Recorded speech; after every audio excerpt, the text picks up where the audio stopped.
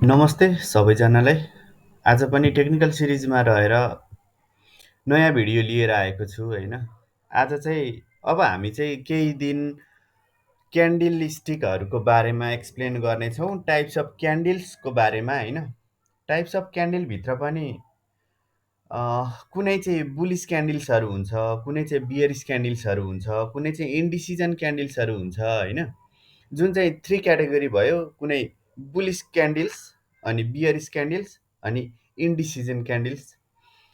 अनि अब दुई तिनवटा भिडियो चाहिँ मैले बुलिस क्यान्डल्सको बारेमा एक्सप्लेन गर्नेछु होइन। बुलिस क्यान्डल्सभित्र कुन कुन कस्तो कस्तो टाइपको क्यान्डल स्टिक प्याटर्नहरू बन्छ भन्ने एक्सप्लेन गर्छु होइन। आज चाहिँ म बुलिस ह्यामर भन्ने टपिकमा बोल्दैछु। जुन चाहिँ बुलिस ह्यामर भनेपछि तपाईँले स्क्रिनमा देख्नुभएको यो फोटा यो क्यान्डल चाहिँ बुलिस ह्यामर हो होइन। अब क्राइटेरिया हुन्छ यसको पनि, फर्स्टमा एक्सप्लेन गर्छु अनि तिन चारवटा क्राइटेरिया छ त्यसलाई देखाउँछु है त। यो बडी हो, ग्रिन जुन सानो भाग छ होइन। यो क्यान्डलमा चाहिँ बुलिस ह्यामर हुनको लागि सानो भाग छ होइन, त्यो चाहिँ बडी अफ क्यान्डल हो। बडी अफ क्यान्डल हो होइन यो चाहिँ। अनि जुन चाहिँ विक भनेर हामीले हिजो अस्तिको भिडियोहरूमा एक्सप्लेन गरिरहेको थियौँ त्यो विक नै हो, तर आज भन्ने बेला चाहिँ लोवर स्याडो अप्पर स्याडो भनेर पढ्छौँ है। बडीभन्दा तलको भागलाई चाहिँ लोवर विक लोवर स्याडो भन्छौँ, अनि बडीभन्दा माथिको भागलाई चाहिँ अप्पर विक अथवा अप्पर स्याडो भनेर एक्सप्लेन गर्नेछौँ। यो क्यान्डल बन्नको लागि तिनवटा क्राइटेरियाहरू छ होइन। जुन क्राइटेरियामा चाहिँ के पर्छ भने, फर्स्टमा पर्छ candle have short body with long lower shadow भनेको छ होइन। त्यो छ कि छैन हाम्रो क्यान्डलमा, के अरे candle having short body with long lower shadow, candle having short body पनि छ।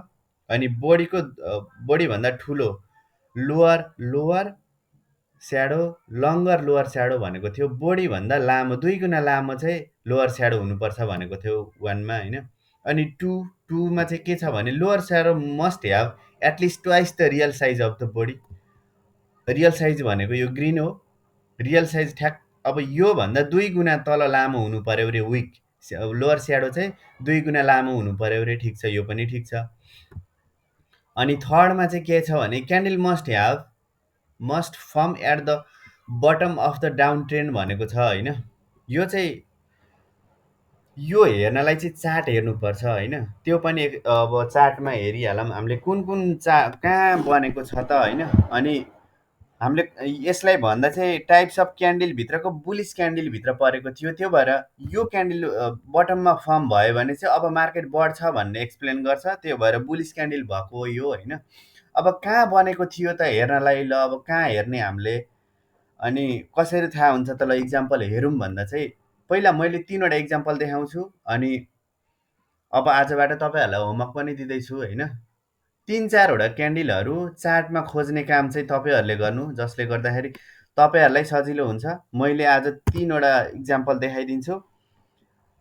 डिस्क्रिप्सनमा एभ्री भिडियोको डिस्क्रिप्सनमा मेरो टेलिग्राम लिङ्क छ होइन। तपाईँले गरेको कामहरू भयो कि भएन भने टेलिग्राममा डाइरेक्ट मेसेज गर्न सक्नुहुनेछ मलाई होइन। अब हेरौँ है त, कहाँ छ भने टिआरबी एसटिटी यस डेलीमा क्यान्डल हेऱ्यौँ भने चाहिँ कहाँ बनेको थियो भनेर हेऱ्यौँ भने यसमा पनि छ। के खोजिरहेछौँ हामीले, बुलिस ह्यामर खोजिरहेको छौँ होइन। बुलिस ह्यामर फर्म भयो भने के हुन्छ मार्केटमा र कसरी फर्म हुन्छ, कहाँ फर्म हुन्छ भन्ने कुराहरू हामीले हेर्नको लागि आज यति गरेको। लेट्स फाइन्ड आउट टिआरबीमा कहाँ छ कि छैन, हुनुपर्ने छ। अनि त्यहीँबाट मार्केट बााउन्स ब्याक भएको छ होइन। टिआरबी इक्जाम्पल नम्बर 1 क्राइटेरिया हेरौँ। के थियो क्राइटेरिया? एउटा डाउन ट्रेन्डको सबैभन्दा तल बन्नुपर्छ भनेको छ। यत्रो बियर मार्केट चलिरहेको थियो होइन, चलिरहेको थियो अनि सबैभन्दा डाउनमा छ। यो क्यान्डल फर्म भएको छ। वान क्राइटेरिया एउटा चाहिँ बडी भन्दा चाहिँ विक 2 टाइम्स लङ्गर हुनुपर्छ भनेको थियो, त्यो पनि छ। बडी सानो छ होइन, विक चाहिँ लोअर स्याडो चाहिँ लामो छ, यो पनि ठिक छ। अनि अरू के भनेको थियो भने रियल बडीभन्दा चाहिँ विक लामो हुनुपर्छ एउटा, अनि बडीभन्दा विक लामो छोटो हुनुपर्छ, एउटा डाउन ट्रेन्डमा बन्नुपर्छ भनेको थियो होइन। दुईवटै तिनैवटा क्राइटेरिया फुलफिल भएको छ यसमा चाहिँ होइन। एउटा बटममा फर्म हुनुपर्छ भनेको थियो, बटममा पनि फर्म भएको छ। अनि बडी चाहिँ क्यान्डलभन्दा 2 गुणा सानो छ बडी, त्यो पनि ठिक छ। अनि लङ्गर लङ्गर लोअर स्याडो लङ्गर पनि छ। यही हो 3 क्राइटेरिया। एउटा इक्जाम्पल मैले भेटाइदिएँ होइन। अब नेक्स्ट इक्जाम्पल हेर्नु पऱ्यो भने यही प्याटर्न अब अर्को ठाउँ कहाँ बनेको थियो डाउन ट्रेन्डमा भन्दा चाहिँ एउटा माना युएसडिटीको डेलीमा बनेको थियो। माना युएसडिटी डेली हेर्दैछौँ हामी चाहिँ यसमा चाहिँ क्यान्डल ग्रिन हुनुपर्छ भनेको थियो होइन। स्ट्रङ हुनको लागि चाहिँ क्यान्डल ग्रिन हुनुपर्छ भनेको छ भन्न चाहिँ, तर रेड भए पनि स्ट्रङ चाहिँ हुन्छ, तर रेड भन्दा पनि स्ट्रङ ग्रिन हुन्छ भनेको छ। तर यसमा पनि तिनैवटा क्राइटेरिया फुलफिल गरेको छ। एउटा डाउन ट्रेन्डको लोमा छ, यो डाउन ट्रेन्ड हो, यो डाउन ट्रेन्ड हो, डाउन ट्रेन्डको लोएस्ट पोइन्टमा छ, बटममा छ। अनि बडी चाहिँ 2 टाइम्स लङ्गर छ, विक बडीभन्दा लामो हुनुपर्छ, लामै छ। ल, तिनवटा क्राइटेरिया मानामा पनि भयो। दुईवटा इक्जाम्पल देखाइसकेँ। अब लास्ट इक्जाम्पल चाहिँ हामीले डस्क युएसडिटीमा हेर्छौँ।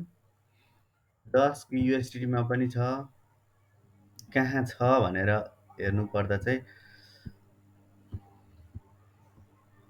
आई विल फाइन्ड है।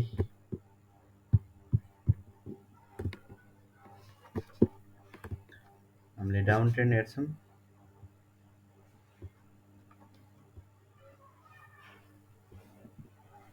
लेट्स ओपन, कहाँ गयो, वेयर इज द्याट, सरी मेरो नेट स्लो भएको भएर हो है। यहाँ पनि छ सेम क्यान्डल, डाउन ट्रेन्डको सबैभन्दा तल कन्सोलिडेसनमा, यसभन्दा तल कुनै क्यान्डलहरू फर्म भएको छैन। यो पनि डाउन ट्रेन्ड थियो, डाउन ट्रेन्डको डाउन लोएस्ट ठाउँमा चाहिँ अप्पर स्याडो छैन, यसमा पनि अप्पर स्याडो छैन होइन। अप्पर स्याडो धेरै लामो छैन, लोअर स्याडो छ, 2 टाइम्स लङ्गर छ लोअर स्याडो, अनि ग्रिन नै फर्म भएको छ, अनि डाउन ट्रेन्डको लोमा छ। ल, आजको भिडियो यति छोटो मिठो बनाउँछु, एक्सप्लेन गर्नेछु। क्यान्डलहरू फर्म भएपछि मार्केटहरू बााउन्स ब्याक भएको छ होइन। हामीले बुलिस क्यान्डल पढेको भएर यो क्यान्डल देखिएपछि मार्केट बढ्छ। जुनै तिनैवटा हामीले इक्जाम्पल हेर्दाखेरि मार्केट बढेको थियो, त्यहाँबाट बााउन्स ब्याक भएको थियो होइन। हेर्नु यसमा कति मजाले मार्केट बढेको छ। हजुरहरूले पनि सिक्न चाहनुहुन्छ भने चाहिँ खोज्नु होइन। आज म सबै कुराहरू एउटै भिडियोमा बनाउँदा लामो हुन्छ होइन, खोज्दा पनि आफै खोज्ने प्रयास गर्नु होइन। प्याटर्नहरूमा क्यान्डलहरू कस्तो कस्तो बन्यो भने, कहाँ बन्यो भने के बन्छ भन्ने कुराहरू एक्सप्लेन गर्दाखेरि। अनि आजको भिडियो चाहिँ यहीँ समाप्त गर्न चाहन्छु। हस्त, धन्यवाद। फेरि भेटौँला नेक्स्ट भिडियोमा।